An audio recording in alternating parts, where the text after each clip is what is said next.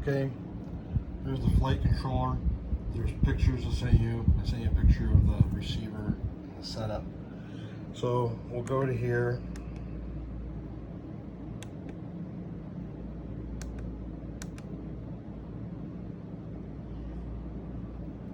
Set up there. Plug in the battery.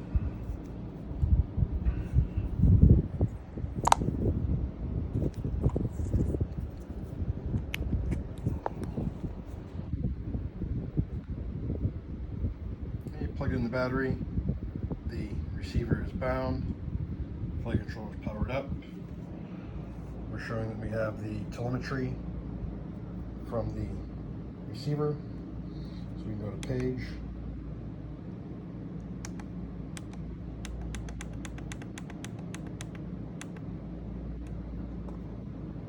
Go down. I deleted all the sensors just in case that was causing a problem. So we discover new sensors, and there's the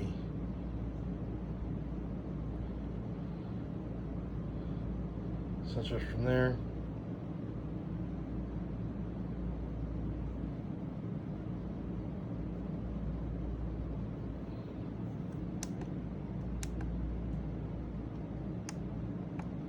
Go to the Crossfire menu. We can take a look at the TX real quick just to see how it's configured.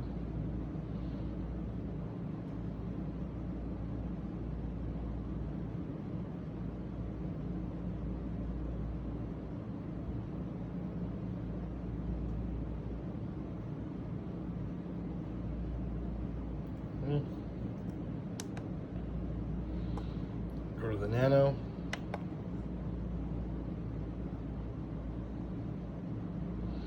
I tried setting the RF profile to 150 Hertz, thinking if I could reduce the latency between the receiver and the transmitter, then possibly the response from the Lewis scripts would be quicker, but I haven't found that. I also tried turning off the RC Mav link, and neither one of those really had an effect. But as you can see here, so I was able to set the TX and RX on the receiver before I configured Betaflight. And what I ended up doing was I did a full chip erase and just rewrote the same firmware, cleared out all the defaults, and the only thing I did was I enabled bidirectional D-shot. I added an ADC pin number so I can get voltage out of the Betaflight configurator, and I configured the UART2 for Crossfire and Serial RX. The receiver profile for Serial RX and Crossfire, and enable telemetry. Other than that, it's a stock Betaflight config. So if I go here, if I try to set channel 3 to Crossfire TX, channel 4 should come up. If it's communicating correctly, channel 4 should be RX immediately, and it's not. So that means there's a problem. So what I can do is I can come over here to Betaflight after I plug in the flight controller. Hard to do with one hand, but I'll manage. Well, maybe not.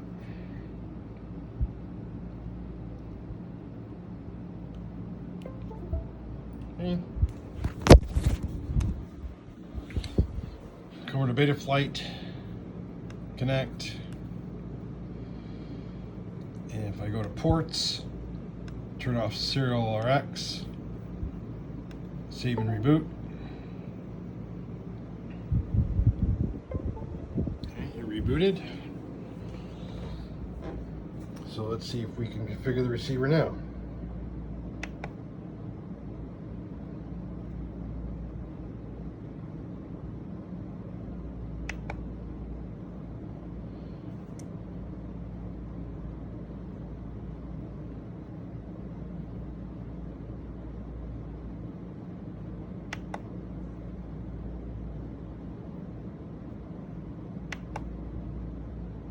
Okay, boom, there it goes. That works fine.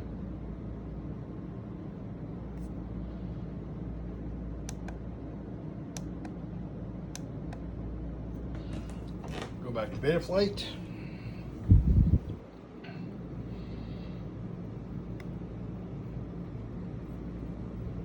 Go back to UART2, re-enable serial RX, save and reboot.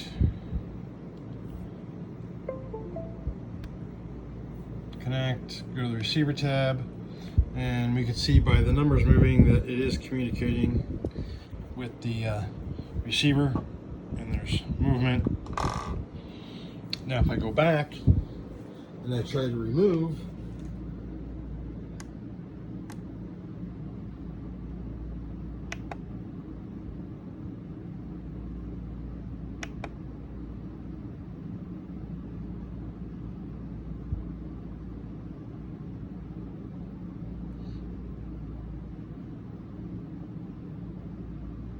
it's weird. Sometimes I get this power above the general, sometimes I don't.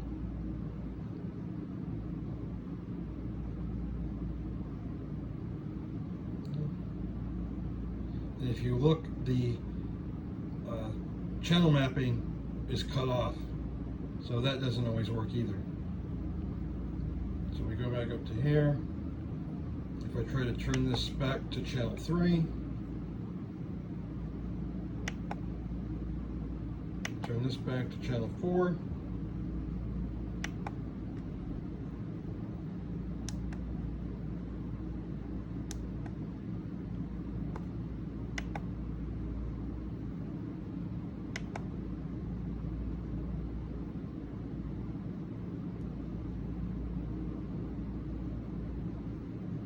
Still there. So I can exit out, go back to Betaflight.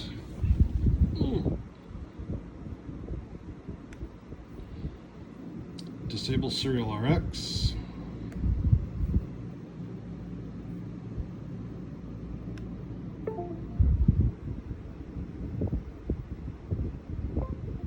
Alright.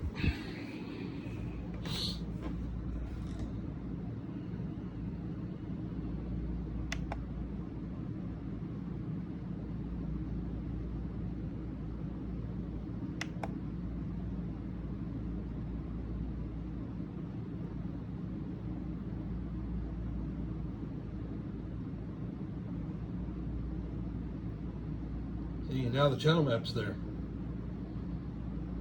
and the about.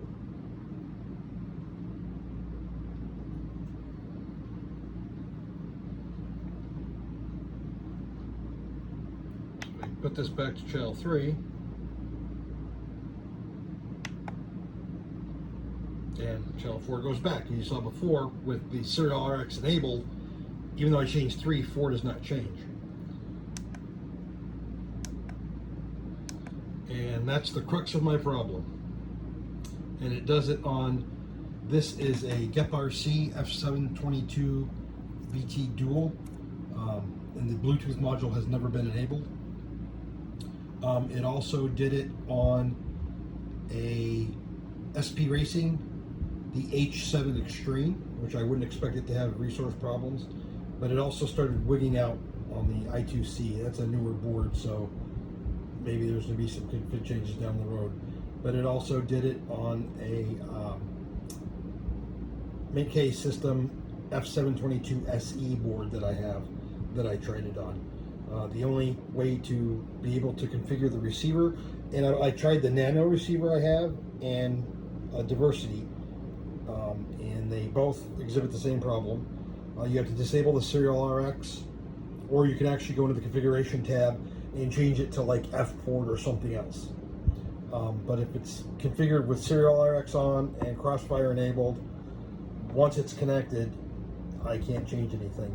And I also tried it on different radios. This is my XD9 2019 SE Plus whatever version. I also have an X10 S Express, the new one, and a Tyrannus Q X7S with the hardware mod, and they all exhibit the same problem. And I tried setting the baud rate to 115.2 as well on all the radios, and that doesn't seem to affect it either. just as a note, if I connect the TBS Agent, I am also not able to change anything on the receiver. So let's go ahead and do that. And we'll put the USB-C port into the MicroTX V2.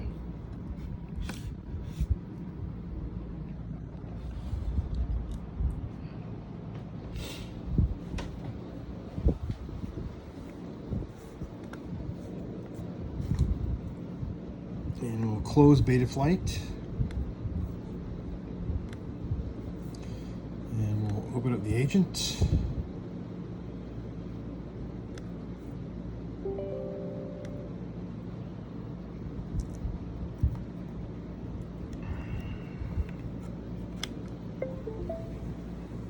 As you see, so there's the receiver or the transmitter. And then there the receiver shows up. I hit manage, general, enable, that's there. MyVTX now, which I don't know why that's there, but then there's a channel map and there's no output map. And you see this channel is there's no Crossfire TX or RX available. So we'll go back and we'll try it again.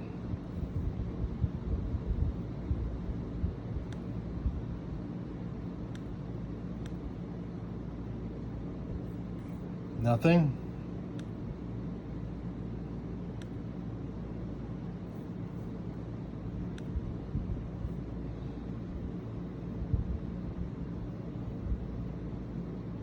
So if we go to Betaflight, we'll just disconnect the receiver or the transmitter, reconnect to Betaflight.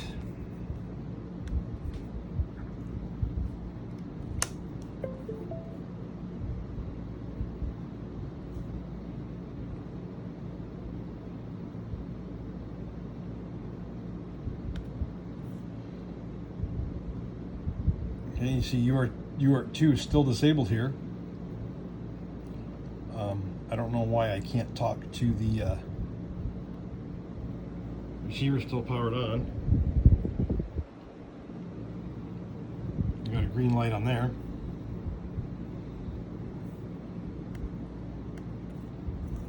We'll try the agent again.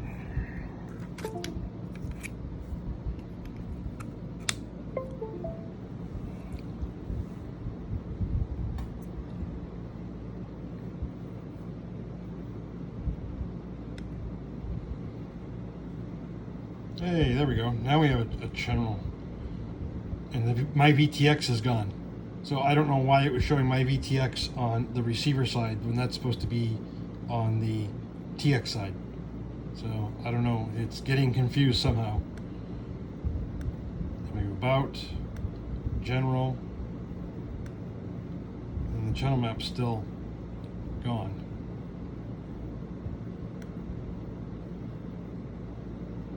So I don't know why that changed, because it was there, the output map was there, but now it's not. So the firmware is 372.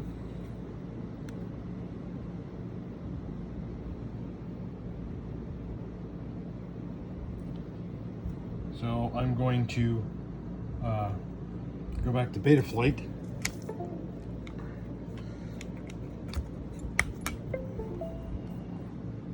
Do that. Wait for the serial port to be detected. There it is. So that's still there. But if I go to configuration, I go down here. I just change this to F port.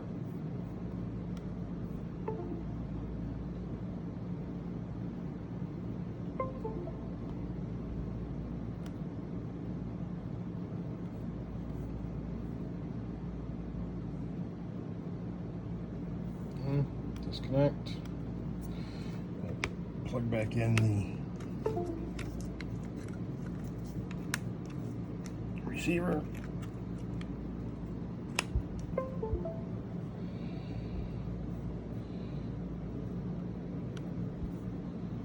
And there's output map, channel map.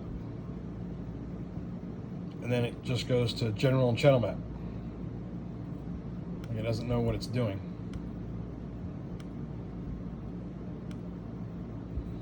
And that might be a function of, I don't know, because the radio is on. I don't know.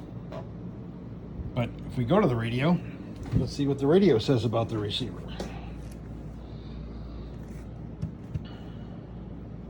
I guess I'll unplug the USB because I want to snap it. So, go here, menu, go back to here.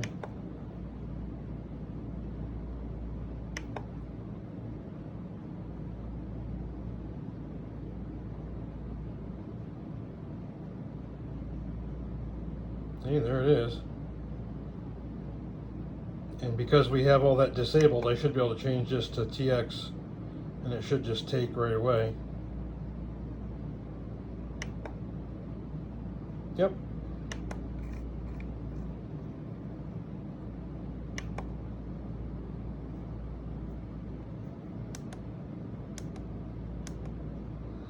Receiver still connected. Alright. Let's try the MicroTX V2 by itself with no other stuff coming from the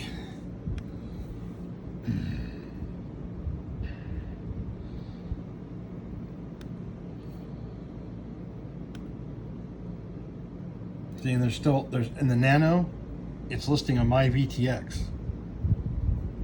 Why, I don't know.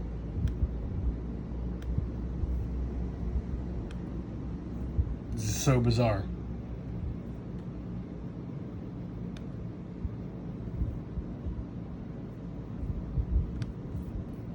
Let's restart the agent.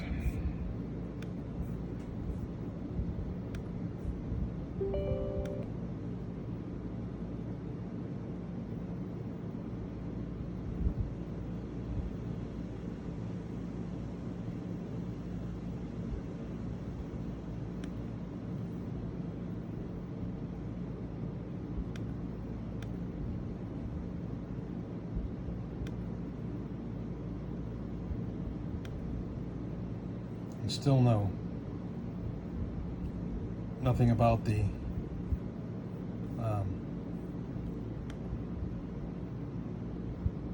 channels.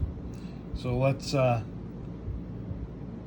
try to undo the battery, and we'll reboot the receiver and see if it needs to get kicked because of the changes I had made.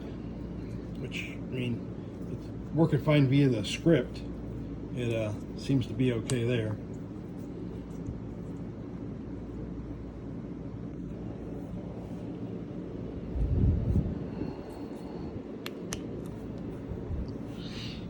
So there, it's back online. Go back to here.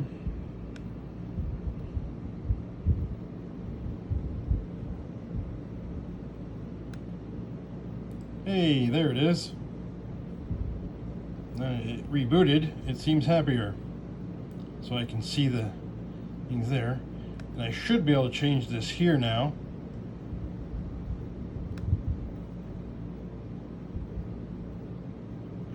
I don't know why channel 4 is not changing.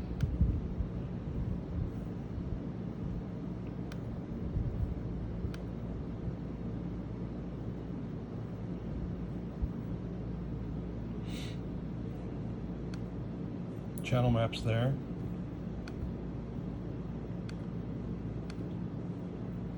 Looks like that took. So I should be able to, if I take this off, I go back, it doesn't automatically take it off there, which is bizarre, but okay. And there.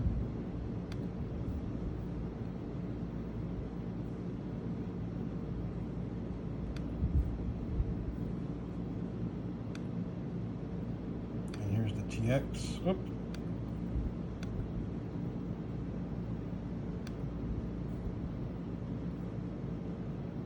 My VTX is not active, so I don't know why that keeps showing up in the receiver tab. It makes no sense to me. And this did say CRSF V2SL before, but now it just says Crossfire, but probably because the radio's not on. I don't know. Got me. Anyway, if you need anything else, let me know.